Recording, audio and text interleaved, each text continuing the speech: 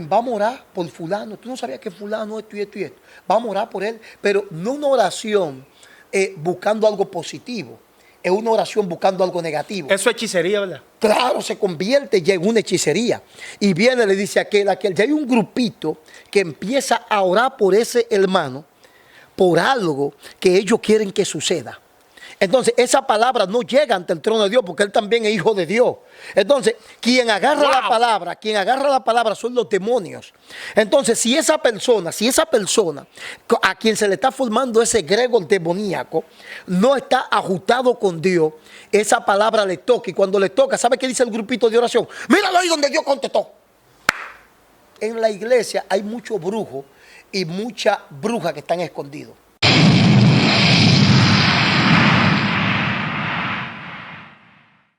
Dios te bendiga. Este es el espacio del poder de la palabra, nuevamente con el pastor Olver Gualdarramo, un hombre que Dios lo ha usado grandemente en liberación y donde Dios lo ha puesto para bendecir a mucha gente que ha estado por espíritu de las tinieblas. Pastor Olver Gualdarramo, gracias por estar nuevamente en mi canal. Dios te bendiga, Pastor Starling, por invitarme aquí a tu plataforma. De verdad que me siento contento de estar aquí nuevamente contigo y participando de nosotros hablar de la palabra de Dios y de lo que es el tema de la liberación. Sí, mire, pastor, hay algo que me ha llamado mucho la atención últimamente y es que estoy viendo en los púlpitos donde se está haciendo muchas cosas, inclusive que aparece hasta manipuladora. Y yo veo cosas a veces que no van conforme a lo que el Espíritu de Dios ministra, sino que se está volviendo muchas veces cosas manipuladoras, como se ve hasta como forma de hechicería, espíritu de adivinación. ¿Puede una persona exponer la hechicería en la iglesia? Sí, porque a veces la hechicería, a veces la gente, tú sabes que la gente a veces entiende como hechicería es cuando tú vas donde un mago, un agorero, un chamán, y tú quizá vas a hacer un trabajo de brujería. Pero a veces ciertas actitudes que a veces se hace en la iglesia, no nada más desde el púlpito, sino también los hermanos normalmente prácticamente entran en la parte de lo que es algo como brujería. ¿Tú sabes qué se convierte en brujería? Se convierte muchas veces en brujería porque eso es algo que los demonios lo agarran. Tú sabes que la palabra hablada, la palabra que tú y yo estamos hablando, esa palabra no se destruye en Starling. ¿Tú sabías eso? Quedan en el aire. Quedan en el aire. De hecho, por eso cuando se inventó la radio, el que inventa la radio, ¿qué es lo que hace? Que las palabras que tú hablas, él la mete en un canal. Sí. ¿Me entiendes? Para que no podamos escucharla al igual que por el teléfono. Es decir, las palabras quedan en el aire. Eso es algo que no se destruye. Entonces, ¿qué pasa con oraciones que a veces hay hermanos que hacen en la iglesia? Hay hermanos que hacen oraciones, por ejemplo, yo he escuchado mujeres que dicen que el esposo no es cristiano y ellas dicen, yo voy a orar para que él se muera. ¿Está declarando una palabra de maldición? Exactamente, yo voy a orar para que él se muera porque yo tengo que hacer mi vida. Y como mi vida yo la puedo hacer solamente él muriendo, porque no me puedo divorciar, ¿me entiendes? Yo voy a orar para que él se muera. Y eso es una palabra, hermano, que los demonios la toman. Y esa palabra la toman los demonios y se puede convertir en algo negativo en la vida de ese ser humano, al menos de que Dios no meta su mano. Y es a lo que se le conoce en la demonología como un egregor demoníaco. Egregor demoníaco, ¿qué Exacto, es eso? Exacto, el egregor demoníaco no es más que un conjunto de palabras que sean tanto positivas como negativas, que se conglomeran para dicha persona X. Te puedo poner un ejemplo. Bien. Cuando tú vas, por ejemplo, a un juego de pelota, fíjate que, por ejemplo, en ese juego de pelota, cada quien tiene su partido. Por ejemplo, cuando el partido, por ponerle un ejemplo, el partido azul está ganando. ¿Qué hacen todos el partido azul? Oh, sí. Eso es un egregor positivo y eso al equipo que está allá le da como una energía, le motiva. Pero también así están los egregores negativos y así mismo entra en la parte de lo que es la parte espiritual en la oración. Entonces, a veces hay personas que dicen, mira, Starling, vamos a orar por fulano. Tú no sabías que fulano esto y esto y esto. Vamos a orar por él, pero no una oración buscando algo positivo. Es una oración buscando algo negativo. Eso es hechicería, ¿verdad? Claro, se convierte ya en una hechicería. Y viene y le dice a aquel, ya hay un grupito que empieza a orar por ese hermano, por algo que ellos quieren que suceda. Entonces, esa palabra no llega ante el trono de Dios porque él también es hijo de Dios. Entonces, quien agarra la palabra son los demonios.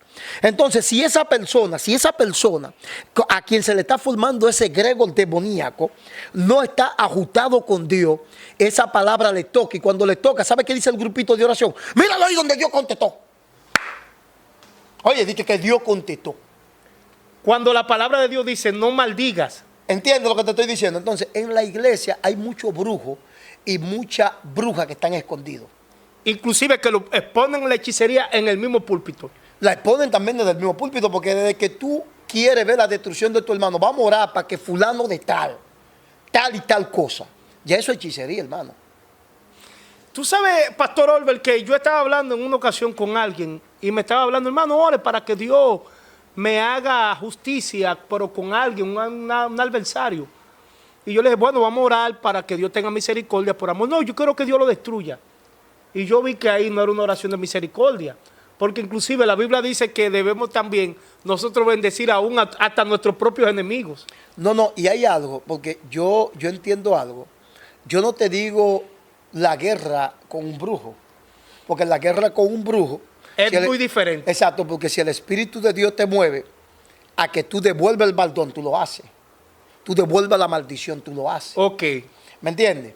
Ahora, con alguien, tu hermano de la iglesia, que quizás te hizo algo que a ti no te gusta y tú estés orando, para tú ver ese hermano destruido, tú verlo en el suelo, eso no está correcto, porque la Biblia habla muy al contrario de eso.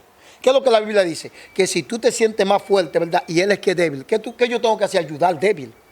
Wow, pastor, pero usted está revelando cosas aquí poderosas. ¿Me entiende? Pero la iglesia lo hace al contrario. De hecho, mira, están así. Por ejemplo, hay personas que no están en mi ministerio, que estuvieron conmigo en el ministerio por mucho tiempo y fueron personas de mucha ayuda en este ministerio que Dios me dio. Y hoy en día ellos no están conmigo, pero porque ellos no estén conmigo, yo no tengo que maldecirlos. Entonces, hay pastores y hay líderes que el día que tú sales de su cobertura, sales de su ministerio, ellos te maldicen porque ellos quieren verte mal. Pero ellos creen que Dios, el que está actuando bajo la palabra que ellos declararon. Pero no es Dios, sino los demonios agarran esa palabra, porque esa persona que está ahí es hijo de Dios también. Y él se fue quizás por X razones, quizás no le convenía estar contigo, quizás él se sentía que no crecía contigo y él decidió irse. O buscar pasto nuevo. Exactamente, pero tú por eso no puedes maldecirlo. Hoy en día hay mucha gente que no están conmigo, pero yo por eso no puedo maldecirlo. ¿Entiendes? Porque ellos son hijos de Dios. Ahora bien, entonces cuando esos líderes hacen eso y maldicen a esa persona, y eso cae sobre esa persona, cae no porque Dios escuchó a ese líder, sino que esa palabra que él habló, los demonios la agarraron. Y la persona a quien él le declaró esa maldición empezó a menguar en lo espiritual. Entonces, al menguar en lo espiritual, la maldición lo tocó. ¿Me entiendes? Lo tocó la maldición. Entonces ahí es donde el líder dice, Dios escuchó mi oración. Dios no escuchó tu oración. Porque Dios, el plan de Dios es bendecido. Exactamente, Dios no escuchó tu oración.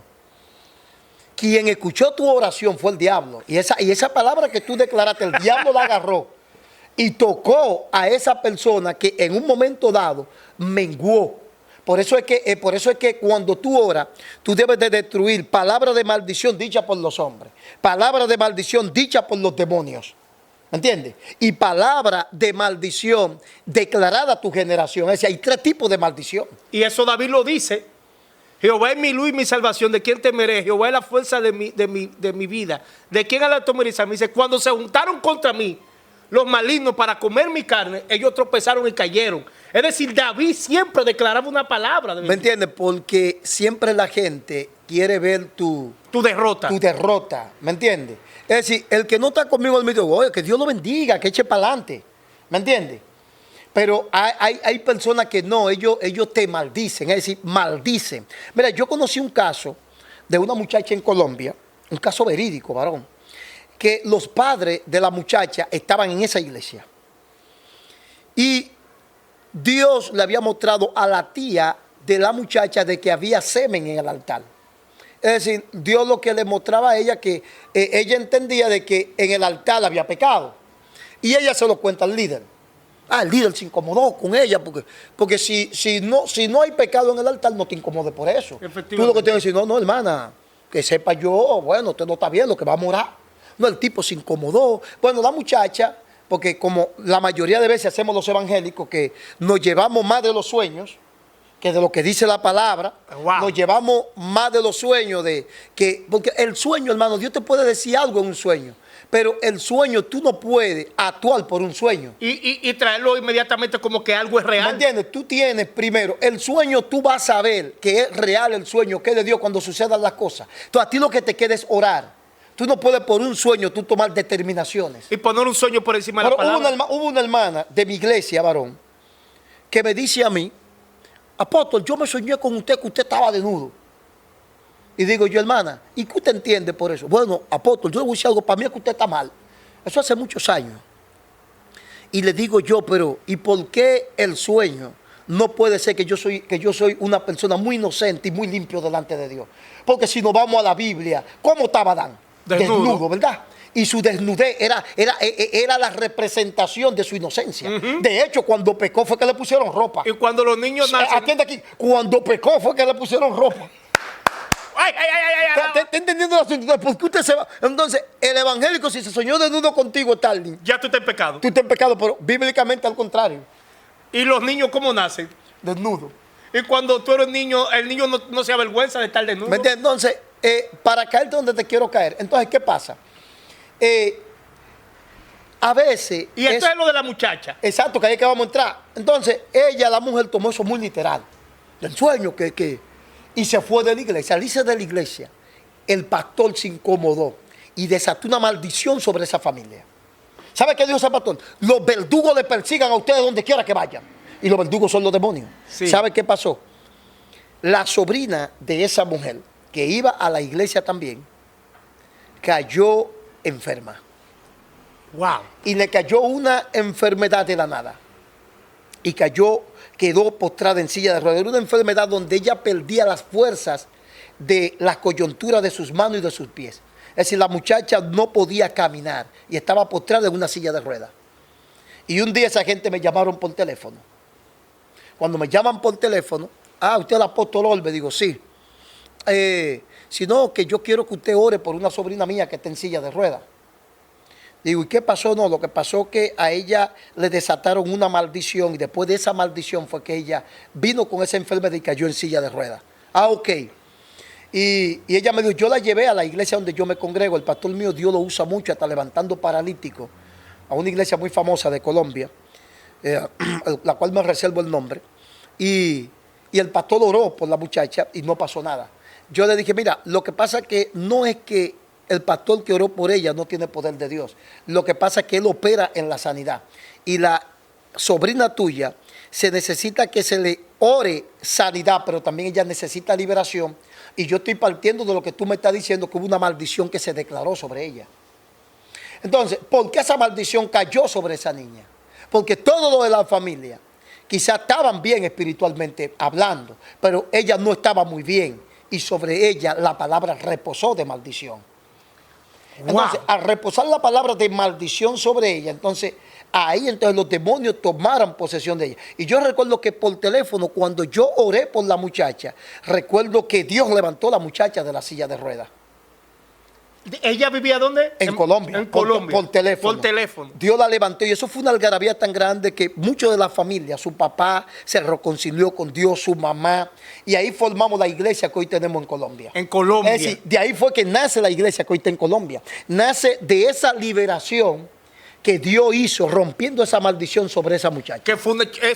Ahí me invito, el pastor declaró una palabra de maldición y la maldición cayó sobre la muchacha. Exacto, pero entonces desde aquí yo declaré una palabra de bendición y rompimiento de parte de Dios. Dios rompió y ella fue parada en la Por eso es que la palabra nos manda a que nosotros, derribando todo argumento y toda altivez que se levanta contra el conocimiento y llevando cautivo todo pensamiento a la obediencia. Exacto, por eso la guerra espiritual se trata de declaraciones, no se trata de un palo en la mano, ni de tú tirarte al suelo.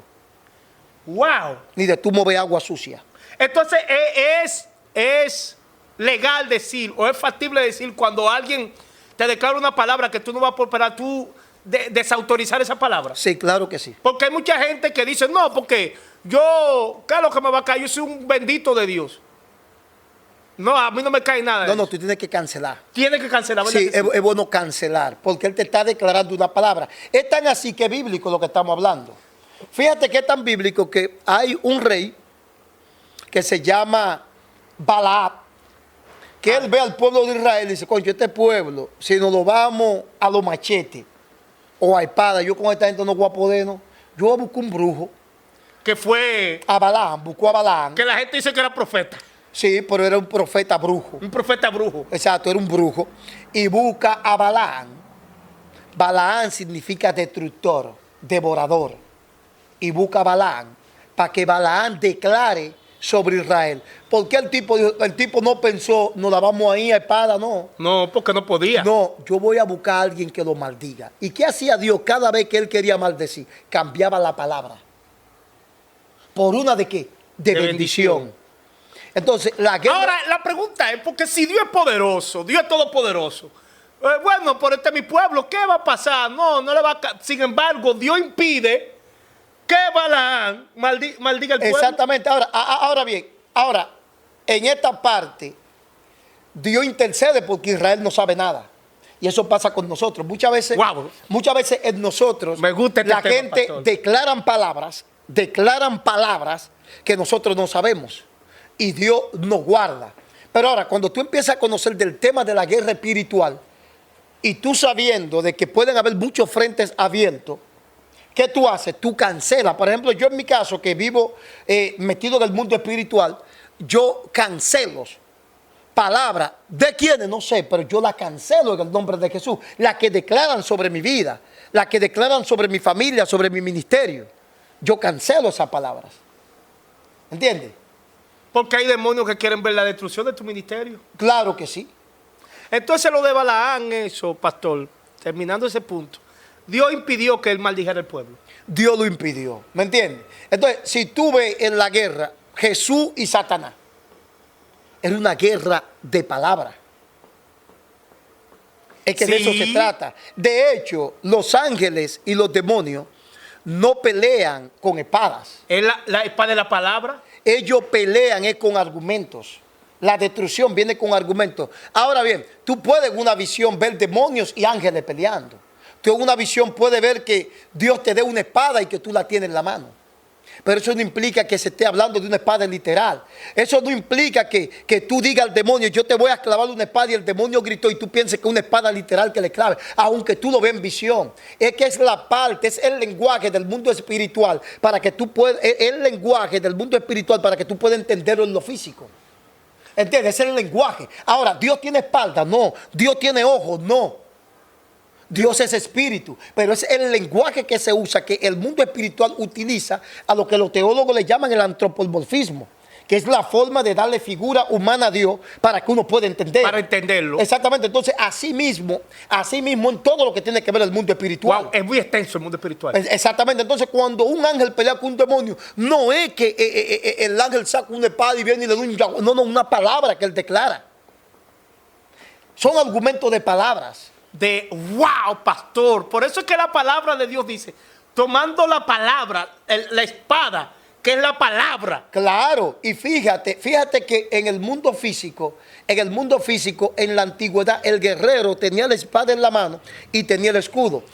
Si tú te das cuenta, cuando tú te vas a Efesios, que te habla de las armaduras, en Efesios es al contrario, porque se está hablando de una armadura que tú la vas a utilizar en el mundo espiritual. ¿Y sabes cómo te lo explica Pablo a los Éfesos? Se lo explica de esta manera. No dice, agarra la espada y toma el escudo. No. Agarra la espada y ten el casco.